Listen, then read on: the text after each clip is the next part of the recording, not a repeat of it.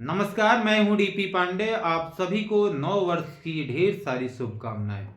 दोस्तों, अभी 5-6 दिन पहले मैंने एक वीडियो बनाया था मेंटेनेंस पे। और वो मेंटेनेंस मैंने पत्नी को लेकर नहीं बनाया था कि पत्नी अपने पति से कैसे मेंटेनेंस लेगी। वो मेंटेनेंस जो भरण पोषण की वीडियो मैंने बनाया था वो उस वृद्ध व्यक्ति को लेकर बनाया था, जिसका एक सवाल भी था कि एक वृद्ध व्यक्ति कैसे परेशान है, उसके बच्चे उसका भरण पोषण नहीं कर रहे हैं, पैसे नहीं दे रहे हैं, वो बीमार है, दवा नहीं करा पा रहा है, ज़रूरत को उसको पूरा नहीं कर रहे उनके बच्चे, तो उसको क्या करना चाहिए। तो मेरी उनको सलाह थी कि वो कोर्ट में जाएं और सेक्शन 144 BNSS के तहत एक प्रार्थना पत्र दें और उसमें भरण पोषण की मांग करें जो उनको आवश्यकता है। तो एक व्यक्ति ने कमेंट किया कि आप पिता पुत्र में मुकदमा लड़वाते हैं, या यही राय देंगे कि पिता अपने पुत्र से मुकदमा लड़े। नहीं, मैं ऐसा बिल्कुल नहीं चाहता हूँ, क्योंकि उन्होंने अपने ज़मीन को बेचने की भी बात किया कि ज़मीन मैं बेचना चाहता हूँ, क्या बेच सकता हूँ। तो मैंने मना किया कि ज़मीन नहीं बेचिए। ये विकल्प दिया कि आप चाहें तो अपने पुत्र से मेंटेनेंस ले सकते हैं। आपके पास ये राइट है कि आप अपने पुत्र से, अगर आप सक्षम नहीं हैं कमाने के लिए, आप रोजगार करने के लिए सक्षम नहीं है, वृद्ध हो चुके हैं, तो उन अपने बच्चों से आप मेंटेनेंस ले सकते हैं, ये कानून कहता है। तो उसने ये भी कहा कमेंट में, जो व्यक्ति कह रहा था कि आप मुकदमा लड़वा रहे हैं पिता पुत्र में, इस तरह की राय दे रहे हैं, वो इसने ये भी कहा कि इस तरह तो मुकदमा 20 साल चलता है, तब तक तो वो मर जाएगा बेचारा। नहीं, ऐसा नहीं होता है। वो 20 साल, जो 10 साल मुकदमा चलता है वो सिविल सूट होता है।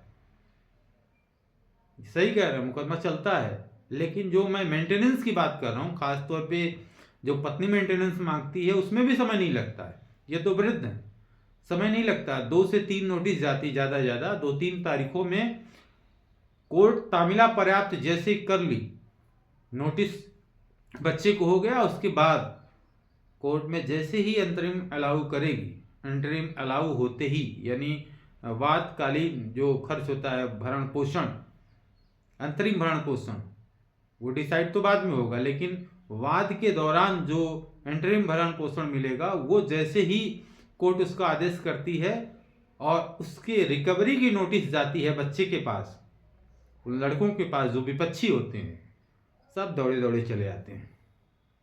नहीं देंगे पैसा, जेल जाना पड़ेगा।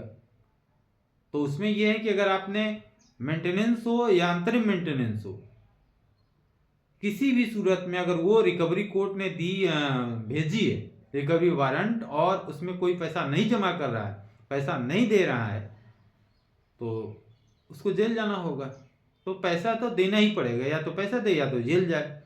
बाकी फैसला तो उसमें होता रहेगा, आएंगे अपनी बात वो भी कहेंगे, मीडिएशन होगा, वो बात की बातें हैं। लेकिन अगर वो ये ठान ले कि मैं कचहरी नहीं जाऊंगा, मुकदमे तो 10 साल 20 साल चलते हैं, तो ऐसा नहीं है। इसमें तुरंत अंतरिम मेंटेनेंस का अगर कोर्ट ने ऑर्डर कर दिया और अंतरिम अलाउ हो गया प्रार्थना पत्र, उसके बाद उनको पैसा देना ही होगा। तो आप भी ऐसे बुजुर्गों को बताइए जो परेशान हैं, वो अपने बच्चों पर मुकदमा करें, ये उनका राइट है, वो भीख नहीं मांग रहे हैं, कि उनको मुकदमा करना चाहिए और उनको पैसा अपने बच्चों से ज़रूर लेना चाहिए। हालांकि मैं ये पूरी कोशिश करता हूँ कि लोगों के बीच इस तरह का तनाव न हो, और बच्चों से निवेदन करता हूँ जो हमारी एज के हैं, कम है या हमसे ज़्यादा हैं, वो भी अपने पिता को इस तरह से परेशान न करें कि उनको कोर्ट जाना पड़े। एक पिता को कोर्ट जाना इसलिए पड़ रहा है, उनका बच्चा उनका भरण पोषण नहीं कर रहा है, ये बहुत ही शर्म की बात है। तो बहुत सारे लोग कमेंट करते रहते हैं, नहीं समझ पाते हैं, तो मैं बताने की कोशिश करता हूँ कमेंट के माध्यम से कि मेंटेनेंस में इतना समय नहीं लगता। ये सिविल नेचर का केस नहीं है। सिविल नेचर के केस में बहुत समय लगता है, ये सही है। वाकई इस देश में अब ये ज़रूरत है, लागू करने की ज़रूरत है justice with in year. Justice with in year जब तक नहीं लागू होगा तब तक लोगों के मन में इस तरह का ख्याल आता रहेगा। खैर, आप इतना जानिए कि ये जो मैं बात बताया हूँ मेंटेनेंस की, ये हो जाता है और ये आसान है, आप कर सकते हैं, और ज़रूर लोगों की मदद करिए। वीडियो आप पहली बार देख रहे हैं, चैनल को सब्सक्राइब नहीं किए हैं तो प्लीज़ चैनल को सब्सक्राइब करिएगा ज़रूर। बगल में बेल आइकन होगा, उसे भी प्रेस करिएगा। धन्यवाद।